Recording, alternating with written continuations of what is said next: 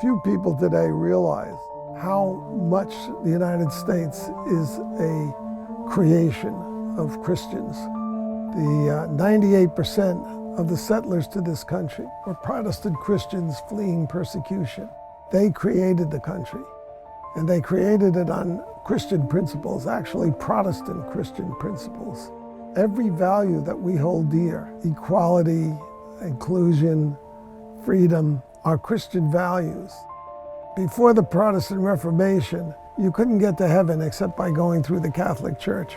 And the revolutionary idea that the Protestant Reformation came up with was called the priesthood of all believers.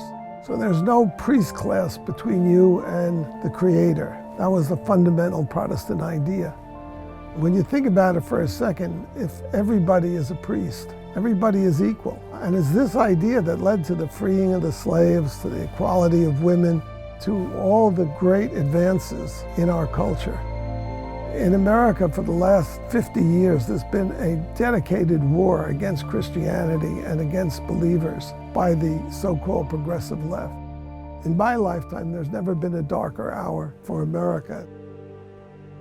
When I left the radical movement, when I saw that radicalism was a destructive and evil movement, I began to re-examine the foundations of this country.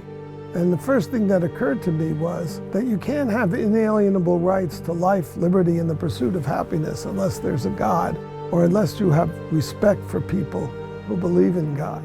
Atheists could not have created this country.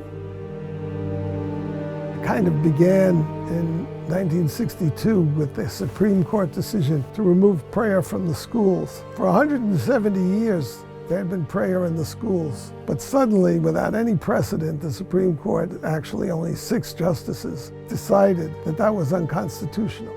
As a consequence, any child going to a public school cannot be taught. It can't be mentioned that the Pilgrims were actually religious Christians fleeing persecution. We have been stripped of our roots, and that's why you see powerful movements today to suppress free speech coming from the left, racism from the left, dividing our country into categories of skin color and gender and sexual orientation, the very opposite of what the Christian founders of this country believed in. One of the things that I explained in the book is how the left, the so-called progressive, liberal left, is really a religion. It's a religious cult. Actually, it's an old Christian heresy, the left is, named after Pelagius, a Christian monk who lived in the 4th century. And Pelagius believed that sin was against human nature. And therefore, if Christians would just be good Christians, if they would just follow their true nature as human beings, they could create the kingdom of heaven on earth without a divine intervention. Pelagius' antagonist was St. Augustine, who believed in original sin, that sin is part of our nature. It's not against our nature. It's the sin of pride that every leftist has inside them, and the belief that they could create a new world where there's social justice, peace, and there's paradise on earth. It's about perfection. So just as Pelagius believed that if you were true to your nature, you would be a good Christian because sin was against nature, modern progressives believe that if you are politically correct, or if the government can force you to be politically correct, you can create paradise on earth. This is the most dangerous and destructive idea in the history of the human race. It's the idea that we confront today. And it's why I've called this book The War to Destroy Christian America.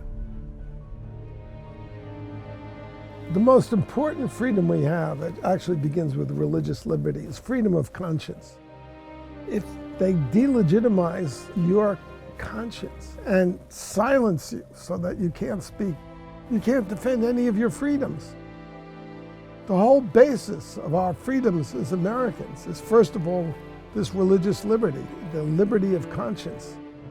There's no more important fight than defending the freedom of people to disagree with you.